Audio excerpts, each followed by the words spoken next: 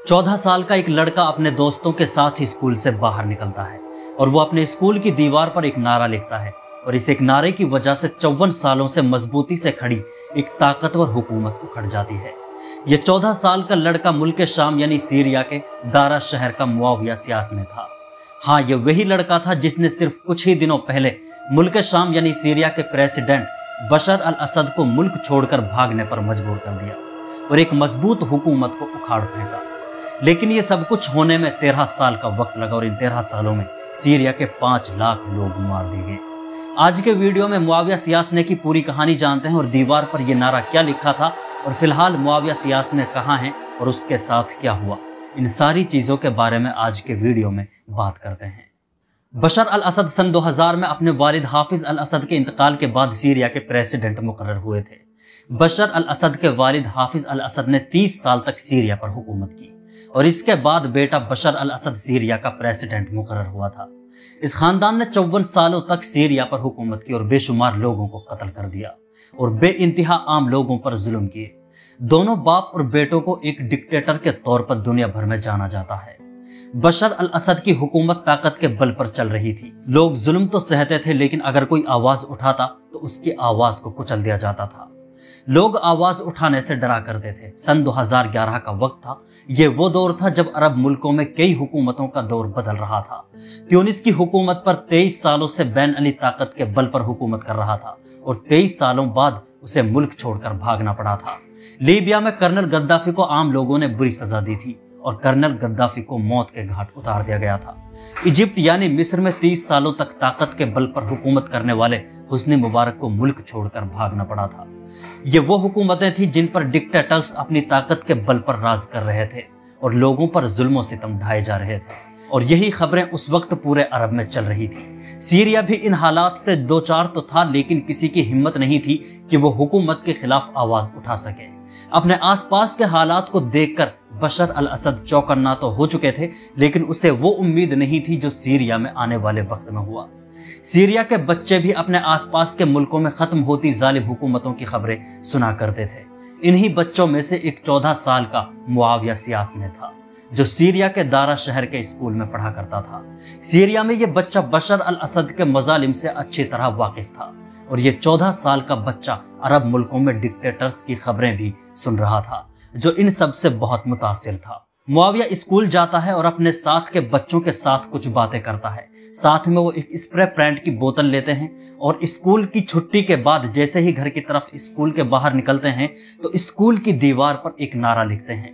वो नारा था, इजाकत दौर या दक्तूर, इट्स योर टर्न डॉक्टर, यानी अब तुम्हारी बारी है डॉक्टर। यही वो नारा था जो मुआविया सियासनी ने अपने स्कूल की दीवार पर लिखा था। यही वो दीवार थी और यही वो नारा है जो मुआविया सियासनी के हाथ से लिखा गया था। बशर अल असद को डॉक्टर भी कहा जाता है क्योंकि उसने लंदन से डॉक्टर की पढ़ाई की थी। 26 फरवरी 2011 को यह नारा दीवार पर लिखा गया था। पुलिस की नजर इस दीवार पर और इस लिखे हुए नारे पर पड़ती है। बशर अल असद की हुकूमत और पुलिस और फौज फौरन हरकत में आ जाती है और 27 फरवरी 2011 को मुआविया सियासनी को उनके घर से सुबह 4 बजे गिरफ्तार कर लिया जाता है। मुआविया के साथ 14 बच्चे और थे जिन्हें गिरफ्तार किया जाता है। इन सबको गिरफ्तार करने के बाद कैद में डाल दिया जाता है। ये 10 से 15 साल के बीच के बच्चे थे और उनके साथ जेल में जुल्म सितम की सारी हदें पार कर दी जाती हैं। इनके हाथ और पैरों के नाखून खींच दिए गए थे, इन्हें उल्टा लटका दिया जाता और फिर उन्हें तकलीफ दी जाती थी। मुआविया सियासनी खुद एक द बॉय वो स्टार्टेड द सीरियन वॉर अल जजीरा की एक डॉक्यूमेंट्री में बताते हैं कि मुझे एक बाथरूम में ले जाया गया। बाथरूम पानी से पूरी तरह भीगा हुआ था। शॉवर ऑन कर देते और पानी मेरे शरीर पर गिराया जाता था और इस पानी में करंट छोड़ दिया जाता था और मेरे पूरे शरीर पर जहां जहां पानी बहता बिजली के झटके वहां लगा कर देते।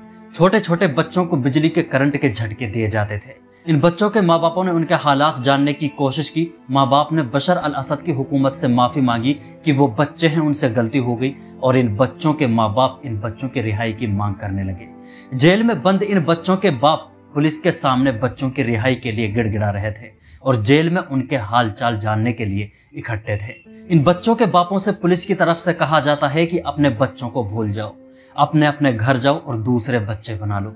अगर तुम नहीं बना सकते तो अपनी औरतों को हमारे पास भेज दो, हम तुम्हारे लिए दूसरे बच्चे बना देंगे। इन शामी लोगों के जेल में बंद बच्चे, और फिर ये बातें उनके सीनों को जला रही थी। सीरिया के गैरतमंद लोग इन बातों को सुनकर और ज्यादा सड़कों पर निकलना शुरू कर देते हैं। बशर अल असद की हुकूमत के खिलाफ मुजाहिरे शुरू हो जाते हैं। जेल में बंद 15 बच्चों की रिहाई की मांग धीरे धीरे और ज्यादा तेज होने लगती है। धीरे धीरे ये प्रोटेस्ट बढ़ रहे थे और बशर अल असद की फौज इन पीसफुल प्रोटेस्ट को कुचलने की कोशिश कर रही थी, लेकिन ये प्रोटेस्ट दबने के बजाय और ज्यादा तेज होते जा रहे थे। मजबूरन 45 दिनों के बाद इन बच्चों को बशर अल असद की हुकूमत को रिहा करना पड़ा, लेकिन जैसे ही ये बच्चे जेल से बाहर आते हैं तो लोग इनके हाल देखकर हैरान रह जाते हैं। उनके हाथ और पैरों पर नाखून नहीं थे, वो पैदल चलने के लायक नहीं थे। उन्हें जहनी तौर पर और जिस्मानी तौर पर बुरी तरह टॉर्चर किया गया था। इन बच्चों के हालात का जिक्र और उनकी चर्चा पूरी दुनिया में होने लगी थी, और इन बच्चों के हाल देखकर सीरिया के लोग और ज्यादा भड़क उठे थे। बशर अल असद की हुकूमत के खिलाफ अब ये प्रोटेस्ट और ज्यादा तेज हो गए। 22 अप्रैल 2011 को दारा शहर की एक मस्जिद में जुम्मा की नमाज अदा की जाती है। लोग इस मस्जिद में बशर अल असद की हुकूमत के खिलाफ और मजालिम के खिलाफ आवाज उठाने का ऐलान किया जाता है। जुम्मा के बाद लोग इकट्ठे होकर बशर अल असद की हुकूमत के खिलाफ सड़कों पर उतर पड़ते हैं। बशर अल असद हुकूमत के फौजी इन प्रोटेस्ट को कुचलने की खूब कोशिश भी करते हैं। आम लोगों पर गोलियां चलाई जाती हैं और नारेबाजी करने वाले लोगों में से 2 लोगों को गोलियों से मार दिया जाता है। लेकिन ये प्रोटेस्ट इसके बाद भी और ज्यादा तेज होते जा रहे थे। 2 लोगों की मौत के बाद लोग और ज्यादा हुकूमत के खिलाफ भड़क उठे। प्रोटेस्टर्स को दबाने के लिए बशर अल असद अपने ही मुल्क के आम लोगों के खिलाफ सड़कों पर टैंक उतार देता है और आसमान से हेलीकॉप्टर से गोलियां बरसाई जाती हैं, और हुकूमत के इन हमलों में दर्जनों लोगों की जान चली जाती है। लेकिन इन सब के बावजूद बशर अल असद इन प्रोटेस्टर्स को दबाने में कामयाब नहीं हो पाते, बल्कि दारा शहर के अलावा अब यही कहानी और यही हाल सीरिया के हर एक शहर की कहानी बन चुकी थी। सीरिया में हर दिन मरने वाले लोगों की तादाद बढ़ती जा रही थी, लेकिन आम लोग सड़कों पर पूरी तरह बशर अल असद हुकूमत के खिलाफ उतर चुके थे, और ये लोग उस हालत में पहुंच चुके थे जहां से उनके लिए वापसी नामुमकिन थी। ये लोग जो सड़कों पर उतरे हुए थे बशर अल असद हुकूमत की फौज का और उनके बड़े बड़े हथियारों का सामना वो लाठी डंडों और पत्थरों से कर रहे थे। लेकिन इस बीच बशर अल असद की फौज में बगावत होना शुरू हो चुकी थी, क्योंकि सीरिया की असद हुकूमत की फौज में सुन्नी मुसलमानों की तादाद भी अच्छी खासी थी। इसलिए ये लोग सोचने पर मजबूर हो चुके थे कि वो आखिर क्यों अपने ही बेकसूर लोगों पर गोलियां चला रहे हैं। ये बागी फौजी बशर अल असद की फौज से अलग हो गए, और इसके बाद सीरिया के आम लोग और बागी फौजी जो बशर अल असद हुकूमत के खिलाफ लड़ रहे थे, उन्होंने जुलाई 2011 में फ्री सीरियन आर्मी की बुनियाद रखी। ये वो ग्रुप था जो बशर अल असद की हुकूमत के खिलाफ लड़ने के लिए तैयार हो चुका था। इस ग्रुप में शामिल होने के लिए लोगों को हर तरह की ट्रेनिंग दी जाती थी, और इस ग्रुप फ्री सीरियन आर्मी को अरब मुल्कों का सपोर्ट भी मिलने लगा। हथियार वगैरह से उनकी खूब मदद की गई। लेकिन हम मुआविया सियासने की कहानी की तरफ वापस लौटते हैं।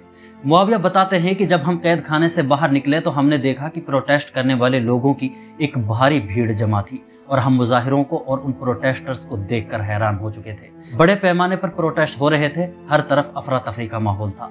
हम गए और हम भी इन प्रोटेस्ट में शामिल हो गए, और हम इन सब चीज़ों को देखकर खुश थे कि ये सारी मदद और ये सारे मुजाहिरे हमारे लिए किए गए थे। लेकिन हम नहीं जानते थे कि इसके बाद कोई बड़ा क्रैकडाउन होने वाला है, और मुआविया की जिंदगी इसके बाद पूरी तरह बदल जाती है। मुआविया की जिंदगी पूरी तरह बदल चुकी थी, क्योंकि इसके बदले मुआविया से उसके वालिद और उसके दोस्त और रिश्तेदार छीन लिए गए थे। मुआविया कहता है कि अगर उसे ये पता होता कि उस एक नारे के बाद इतनी बड़ी तबाही होने वाली है, मुल्क भर के लोग इतनी बड़ी मुश्किल में पड़ जाएंगे और इतने बड़े पैमाने पर लोगों की जानें जाएंगी, तो वो दीवार पर यह नारा कभी ना लिखता। मुआविया सियासने के वालिद 2014 में असद हुकूमत के एक एयर स्ट्राइक में शहीद हो चुका था। वालिद साहब के इंतकाल के बाद मुआविया भी फ्री सीरियन आर्मी में शामिल हो चुका था। लेकिन 2018 में सीरिया में एक कॉन्ट्रैक्ट यानी एक मुआहिदा हुआ जो सीरिया की असद हुकूमत और बागी ग्रुप्स के बीच था, जिसके जरिए सीरिया में सिविल वॉर को रोकना था। इस कॉन्ट्रैक्ट के तहत फ्री सीरियन आर्मी ग्रुप को हथियार डालने पर मजबूर किया गया। इस कॉन्ट्रैक्ट में बागी फौजियों को 2 ऑप्शंस दिए गए थे, जिनमें या तो वो बागी फौजी असद हुकूमत के सामने सरेंडर कर दें, या वो सीरिया के नॉर्थ वेस्टर्न में इदलिब शहर चले जाएं, जो तुर्की बॉर्डर से जुड़ा हुआ है। बागी फौजियों में से ज्यादातर फौजी इदलिब शहर की तरफ भाग चुके थे, और इन भागने वालों में मुआविया सियासने भी शामिल था। मुआविया को अपना घर और अपनी सरजमीन को छोड़ना पड़ा। इदलिब से वो बाद में जाकर तुर्की में जाकर रहने लगा। जहां एक रिफ्यूजी के तौर पर एक रिफ्यूजी कैंप में उसे रहना पड़ा था, और वो मुआविया की जिंदगी का एक मुश्किल तरीन दौर था। लेकिन हाल ही में एक बार फिर मुआविया सियास ने अपने शहर और अपने वतन का रुख कर चुका है। मुआविया सियास ने एक बार फिर इस महीने के शुरू में असद हुकूमत के खिलाफ लड़ने के लिए सीरिया पहुंच चुका है। मुआविया सियास ने की ये वो अधूरी जंग थी जिसकी उसने चिंगारी लगाई थी, और अब जब बाकी फौजियों ने असद हुकूमत को उखाड़ फेंका तो मुआविया सियास ने वो पहले मुजाहिद थे जिसने सीरिया के कैपिटल दमिश्क पर कब्जा किया था। और 13 सालों बाद ये वो फोटो है जब मुआविया ने शुरू की गई जंग को फतह किया है। 13 सालों बाद एक बड़े मुश्किल दौर से गुजरने के बाद मुआविया अपने मकसद में कामयाब होकर फिर उसी दीवार के सामने खड़ा है जहां से उसने ये सब कुछ शुरू किया था। लेकिन अब मुआविया के लिए बहुत कुछ बदल चुका है। मुआविया कई सारी यादों के साथ अपने वतन में पुरसुकून तो हैं। इस वक्त खुद मुआविया एक शादीशुदा हैं और बच्चों के बाप भी हैं। लेकिन एक बड़ा दर्द मुआविया के लिए यह है कि वो खुद अपनी तरफ से शुरू की जाने वाली इस जंग की वजह से अपने वालिद को खो चुका है। मुआविया हाल ही में दिए गए एक इंटरव्यू में कहता है कि उसने कभी नहीं सोचा था कि उसकी तरफ से लिखे गए 4 अल्फाज की वजह से इतना कुछ बदल सकता है। लेकिन हमने आज़ादी के लिए लड़ाई लड़ी और आज हम अपने वतन की सरजमीन पर मौजूद हैं। मुआविया कहता है कि यह जंग बहुत मुश्किल थी, बहुत सारे लोग जख्मी हुए और बहुत सारे लोग मारे गए, और हमने अपने बहुत से प्यारों को खो दिया। लेकिन फिर भी हम अल्लाह ताला का शुक्र अदा करते हैं और शहीदों का खून रायगा नहीं गया। फाइनली इंसाफ गालिब हुआ और इनकलाब जीत गया। मुआविया अपने बीते हुए मुश्किल दौर की कई सारी यादों को याद करते हैं।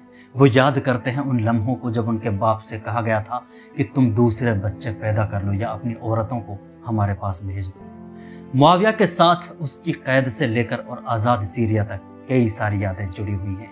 मुआविया कहता है कि मेरी पहली यादों में यह है कि एक जगह बहुत सारे लोग इकट्ठे हैं और फौजी उन्हें गोलियां मार रहे हैं। मुआविया कहता है कि हम दुआ करते हैं कि हमारे बच्चों का मुस्तकबिल वो ना हो जो हमारा रहा है। मुआविया का 6 साल का एक बेटा है। वो कहता है कि हमारे बच्चों का मुस्तकबिल ऐसा ना हो जैसा हमने देखा है, और ऐसा अजियतनाक और खौफनाक उनका मुस्तकबिल ना हो जो हमने अपनी आंखों से देखा है। हम शाम को यानी सीरिया को बेहतर होता हुआ देखना चाहते हैं। हमने अपनी जिंदगी जंग के मैदानों में गुजार दी, लेकिन उम्मीद है उन्हें यानी उनके बच्चों को वो सब कुछ मिलेगा जिसके वो हकदार थे। ये थी मुआविया सियासने की पूरी कहानी, जिसके एक नारे से मुल्क शाम यानी सीरिया की तारीख बदल गई।